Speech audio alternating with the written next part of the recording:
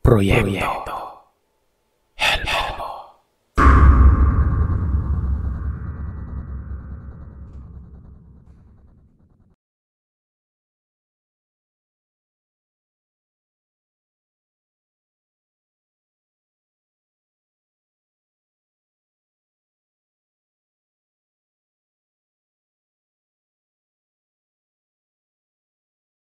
Mapagpalang araw sa inyo, Sir Seth. Tawagin niyo na lamang po ako sa palayaw ko na Totong. Nasa mahigit 30 anyos na. Isa akong manager ng isang supplier sa may bandang Binyan. Pero tubong Kabisayaan po ako. Lumaki ako sa my father's side sa isang liblib na nayon, sa Central Visayas. Hindi mawawala sa lugar ang mga kwentong aswang, manlalason, kulam at iba pa. Pero isa sa pinakapaborito kong kwento at tunay na karanasan ay ang mismong karanasan ng aking yumaong Tiyo Piping sa kanyang asawang bantog ang angkan sa pagiging aswang. Noong kabataan ko ay iniiwasan po namin si Tiyo Piping kapag pumupunta o bumibisita ito sa compound namin. Takot na takot kasi ang mga kapatid niya na baka nahawa na ito ng kanyang asawang si Tia Miyang. Siyempre baka aswangin kami o kung ano, diba? Baka mayanggaw o baka mausog. Alam niyo na. Kaya nga humiwalay o napilitang magpakalayo-layo si Tiyo Piping at mas piniling magbukod malayo sa angkan niya dahil kay Tia Miyang na siyang iniiwasan ng lahat.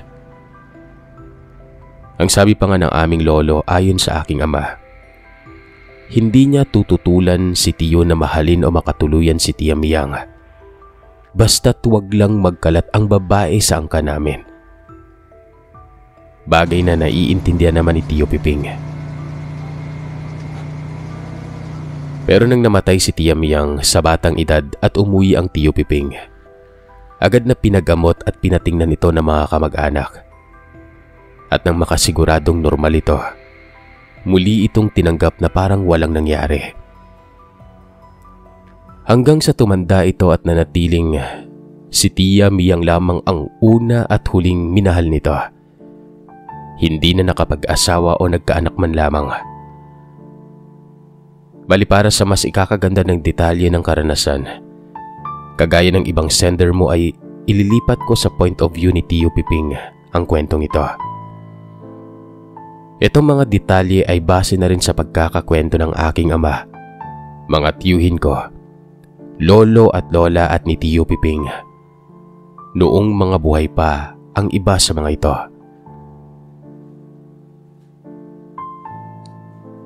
Ako si Piping. Pinalaki akong kasama ng 8 kong kapatid na sa batang edad. Sanay na sa pagbabanat ng buto. Hindi naman lingid sa amin ang kung sino ang may angkan na aswang sa lugar namin. Sa totoo niyan, lumaki kaming may takot sa mga ito. At iwas din kami sa kanila kahit na wala namang sapat na ebidensya ang bawat isa sa amin pagdating sa kanilang katauhan. Hanggang sa magbinata na ako kahit na minor de edad, ay nakahiwalay na ako sa mga magulang at kapatid ko paminsan-minsan pagdating sa trabaho. Sa madaling salita ay lumawak ang mundo ko. Kung kani-kanino na ako sumasama at nakikisalamuha. Dagdag pa dito ay yung alam at marunong na rin akong uminom. Isang araw, nakatrabaho ko ang ilan sa mga kaanak ng mga bantog na aswang sa lugar namin. Masipag sila, malakas, maliliksi sa gawain kahit na umaga pa. Kapag kumakain naman ay merong kanya-kanyang baon at kung magpapakain man ng boss namin, ay kumakain naman sila kahit papano. Sinilip ko yung ulam nilang dala isang araw noon at nakita ko naman na kamatis na hiniwa ito. May itlog na maalat, tapos isdang prinito. Literal na normal. Noong mga panahon kasi naman na yon, bihira lamang talagang swerteng makapag-ulam ng karne sa amin. Kumbaga, Sosyal ka kung karne yung ulam mo. Kaya naman bihira ka lang makakita ng tao o ano na may baon na karne nun. Hanggang sa kung sino-sino nang may mga lahing aswang kuno ang mga nakakasama ko nun. Siyempre nag-iingat pa rin ako. Nagbubulsa ng luya, may dalang asin. Hindi ako nakikipag-away sa kanila. At higit sa lahat ay hindi ako kumakain ng alok nila o kahit na anong inumin. Mahirap na, di ba? Wala namang masamang mag-ingat pero pansin ko na hindi naman sila nakakatakot kasama at hindi din naman iniiwasan ng ibang mga katrabaho namin. Sabi pa nga sa akin ng isa kong katrabaho, maigi nga yan kasi kilala kami ng aswang para kung gabihin man kami, hindi kami aanuhin kasi nga katrabaho namin yon. Dahil siguro sa kawalan na lamang din ng sapat na ebidensya at karanasan, nabawasan ang takot ko sa kanila. At ito din ang dahilan kung bakit nabighani ako kay Miyang. Si Miyang ay apo at anak ng isa sa mga kilalang aswang sa baryo namin. Tsaka ayoko magpaka-ipokrito pero mahilig ako sa magaganda. Siyempre kahit hindi ako kagwapuhan, kung ang magiging asawa ko naman ay makakatuluyan ko, maganda. Abay, di dun na ako, di ba? Nag-aaral noon si Miyang noong makita ko siya habang binabaybay namin ng kalabaw ng mga magulang ko ang daan pa uwi. Maganda, yung kaputian niya ay dulot ng pagiging putla ng balat niya. Parang anemic. Makintab ang buhok na akala mo palaging sinusuklayan ng langis ng niyog. Tapos ang suot nito, laging mahahaba. Parang yung mga suot ng mga madre. O kung hindi man, nakapalda ito.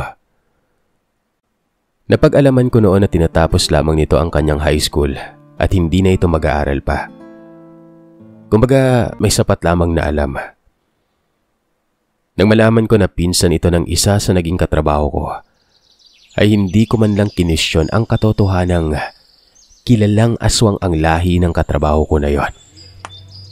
Mas naisip ko kung paano mapalapit kay Miyang.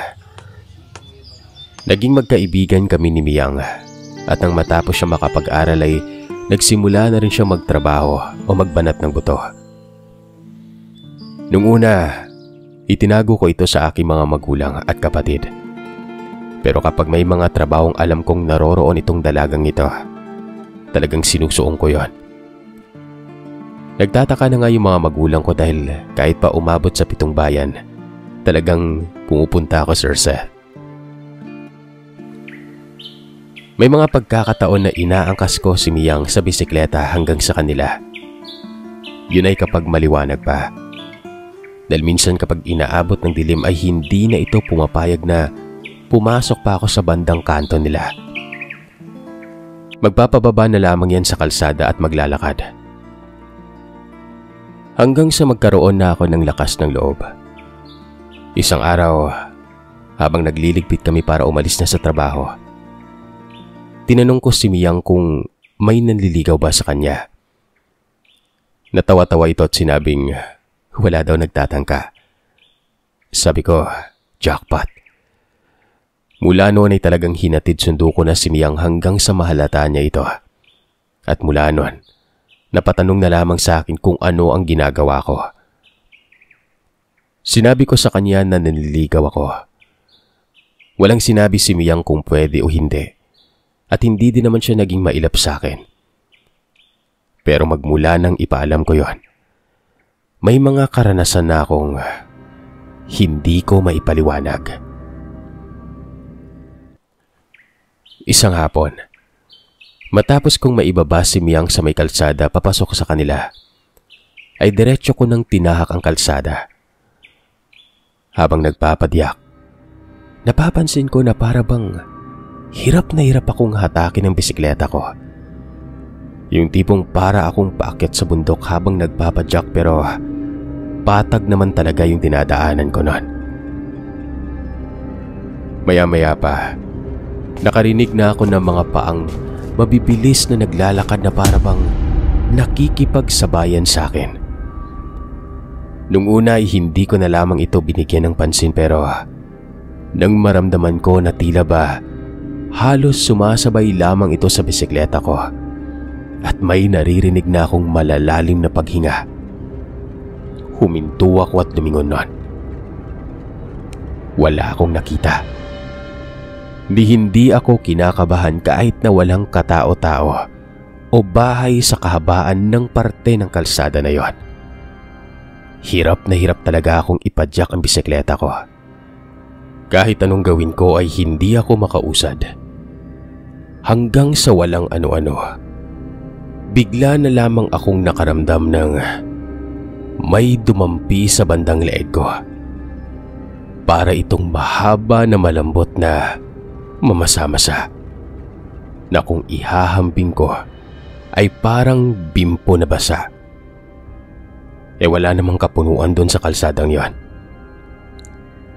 Pagkadampi noon sa leeg ko ay talagang humagod ito papunta sa likuran ng tenga ko. Dali-dali akong tumigil para hampasin ng palad ko yun pero wala akong naabutang bagay. Tanging talsik lamang ng malapot na basa sa leeg, kasabay ng parang may malaking pamaypay na bigla na lamang humampas sa taas ko noon at humagibis palayo. Nang amuyin ko ang basang yon, amoy laway na para bang galing sa basurahang may nabubulok na mga pagkain.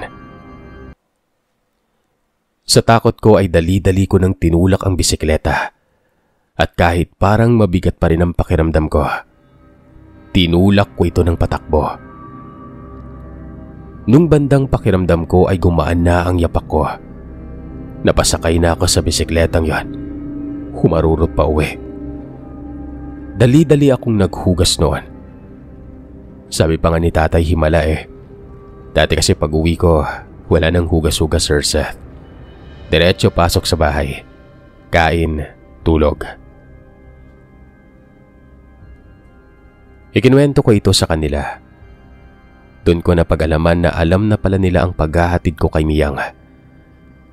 Ang sabi ni Nanay, baka daw binabagat na ako ng mga kamag-anak nito. Baka sa susunod, ako na ang uulamin nila. Matawa-tawang natatakot ako kahit papano. Siyempre, kung totoo man yun, di ba? Pero siyempre, hindi ito nagtatapos doon. Palagi ko na lamang nararamdaman magmula noon na para bang may nakamasid sa akin. Kapag umuwi ako at matapos kong mababa si Miyang, bigat na bigat ako sa sarili ko. Maski sa bahay kapag gabi na, lalabas lamang ako. Pakiramdam ko may nakatingin na sa akin noon. Isang partikular na gabi, mga pasado 8:00. Inutusan ako ni Tatay na kunin yung ihaw na pinaluto niya umano sa nagtitinda sa dulo ng barangay noong pauwi siya. Nakalimutan niya nga umano yon at naaalala na lamang nang dumating ang mga kumpare niya para mag-inuman sila. Dala ko ang bisikleta noon. Papunta doon ay dumaan ako sa likod na kalsada. Wala masyadong kabahayan at mapuno pero nagdudugtong ito sa dulo ng kalsada na mas mabilis makarating sa kabila. Wala pang mga aso na hahabol sa'yo. Habang nagpapatyak, meron akong napansin sa bandang unahan, sa malaking puno ng mangga. Etong puno ng mangga na ito sa sobrang laki ay yung sanga niya umabot na sa kabilang parte ng kalsada. Kumbaga kung titingala ka ay makikita mo yung sanga niya sa gitna ng kalsadang yon. Sa malayo pa lang, may naaaninag na ako na damit doon sa taas. Puting-puti kasi ito. Hindi ko alam kung sinasadya ba nitong magdamit ng puti para manakot doon. Nandun ito sa sangang yon. Nasa taas. Pero nakaharap sa akin. Nakatayo lamang ito doon sa sanga na parang baliw nun. Nagkunwari akong hindi ko siya nakikita. Palapit na ako doon nang bigla na lamang itong umupo mula sa sanga. Ipinihit ang katawan. Pagkatapos ay humiga ito hanggang sa ang mga paa na lamang niya at tuhod ang nakaipit sa may sanga. Pabaliktad itong humarang na nakaharap sa akin noon. Nang lumaylay ang napakahaba nitong buhok at inunat nito ang mga kamay na gusto akong abutin. Dito na ako napasigaw. At dahil sa mabilis ang takbo ko ng bisikleta at tingin ko ay hindi na ako makakapagpreno, iginilid ko ang bisikleta hanggang sa dumiretso ako sa may kanal na mabuti na lamang at hindi ganun kababa. Nakapagpadyak pa ako palagpas nun. Napalingon ako sa kanya at nang makita kong hindi niya ako abot, bigla itong bumalik sa puno ng walang kahirap-hirap. Gumapang ito. Niyugyug ang sanga ng mangga. Hindi ko alam kung tumalon ito o kung ano dahil hindi ko na ito nilingon pa. Dali-dali kong hinarurot ang bisikletang yon hanggang sa makarating sa pinakakalsada. Hindi ako tumigil. Nakarating ako doon sa bahay ng nag-iiyaw. Napansin pa nila na putla ako pero sabi ko kako, wala yon. Nung makuha ko yung pinapakuha ni tatay, hindi agad ako umalis syempre. Talagang naghintay ako ng pauwi na ibang tao noon. At nang makita ko ang isang kumpare ni tatay ay inangkas ko na ito. Doon kami dumaan sa main road. Pagka-uwi, talagang hindi ko maikwento sa aking ama ang naranasan sa takot na baka mamaya pagbintangan na naman sila Miyang. Dumiretso na lamang ako sa loob pero naamoy ako ng mga kapatid ko. Naamoy din pala ito nang umangkas sa akin pero hindi sinabi sa akin noon. Sa tatay ko binanggit. Amoy laway umano ako na mabaho. Basang-basa ba naman din ang pawis ang katawan ko at damit kaya hindi ko alam na may amoy na palang ganun sa bandang likuran ng damit ko. Dahil siguro sa true love at kahit kinukutuban ako na may kinalaman ito sa panliligaw ko kay Miyang, hindi pa rin ako tumigil noon. Noong mga panahon na ito, hindi din ako nagdadala ng mga panangga, maliban sa barya sa bulsa. Huminto akong magdala ng luya o asin dahil pansin ko na kapag ganon, maski bawang, pakiramdam ko ay napipilitan lamang dumikit si Miyang sa akin. Kumbaga, hindi siya makadikit at palaging irita ang mukha, kahit na pinipilit nitong maging mabait. Pero mula nang wala akong dala ay dikit na dikit naman ito sa akin. Hanggang sa isang araw, habang hinahatid ko pa uwi si Miyang, bigla na lamang itong nagpababa kahit na medyo may kalayuan pa ang kalsada na papasukin ito. Siyempre hindi ako pumayag kasi malayo pa eh. Kahit galit ito o naiinis, talaga pong hindi ako pumayag noon. Buti sana kung may kasabay siya na iba at may sasakyan na iba. Tsaka malapit na rin naman kami sa kanto. Yun pala, nang makarating na kami doon sa may kanto nila, nakatayo sa hindi kalayuan ng isang babae na kung ako ang tatanungin. Parang nasa 40 anyos. Maganda, balingkinitan, napakahaba ng buhok. At sa unang tingin pa lamang ay hindi ko maikakailang kamag-anak ito ni Miyang. Nasa kabilang kalsada pa ito noong una ko siyang makita. Pero nang papalapit kami ay bigla na lamang itong nasa parte na ng kalsada kung saan kami banda. Sabi ko kay Miyang, sino yan?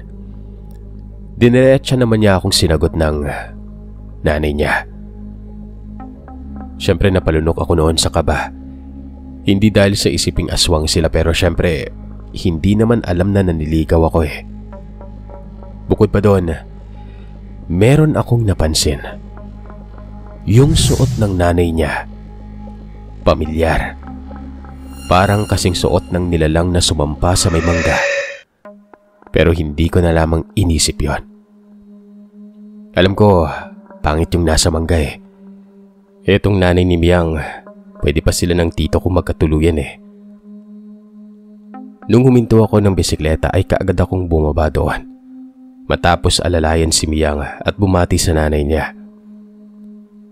Malalim tumitig ito. Kala mo, mata ng ribulto ng santo. Magmamano sana ako pero iniwas niya yung mga kamay niya na napansin ko nga na yung mga daliri niya ay medyo marumi nun. Parang binabad sa uling o sa dagta ng pusit. Magkasing amoy sila ni Miyang kapag hinahangin ang buhok. Hindi ko alam kung nananadya siya nung sinabi niyang kakausapin niya sana ako noong nakaraang gabi. Kaso ay hindi ko siya pinansin. Binilisan ko pa umano ang pagtakbo ng bisikleta. Hindi ko alam ang isasagot ko noon. Mabuti na lamang at sinaway ako ni Miyang. Ang sunod nitong tanong ay kung bakit hindi ako pumupunta sa kanila. Dahil pabibo ay sinabi ko na lamang na hindi pa kasi ako sinasagot ni Miyang. Tuwid ang mga salita nitong nagsabi ng paano ka sasagutin? Hindi ka namin nakikilala. Tinitigan nito ang anak. Sabay sabi ng pautos na imbitahin mo to sa isa sa mga hapunan. Gusto namin siyang makilala. Isang gabi. Alam nyo, parang huminto yung pagdaloy ng dugo ko sa utak nang sabihin niya sa akin ni Miyang. Sa iba, matutuwa ka kapag inimbita ka pero bakit gabi, di ba? Bakit hapunan? Ano yung hapunan? Ako kaya? Ang malala nun, hindi ako makatanggi. Parang gusto ko nang itigil yung panliligaw kay Miyang eh. Kaso ang problema naman baka mamaya isipin nila pinaasa ko yung anak nila tapos aswangin ako habang buhay. Nakita kong ngumiti ng may konting paghingi ng pasensya si Miyang. Sabay tanong sa akin kung ayos lamang ba. Ngumiti ako ng pasimangot at ang gusto ko sanang sabihin ay hindi pero bakit ako napatango ng hindi ko kontrolado. Bago umalis sa mag-ina, sinabihan pa ako ng nanay niya na sabihin mo ng ilang araw bago ka pumunta sa bahay para maitago namin ang dapat naming itago. At saka iho, kung maaari ay ikaw lang muna. Gusto namin, ikaw lang mag-isa. Napalunok na lamang ako ng laway nun habang tinitingnan ang mag-ina na pumapasok ng kanto na para bang nakalutang lamang ang mga ito sa hangin.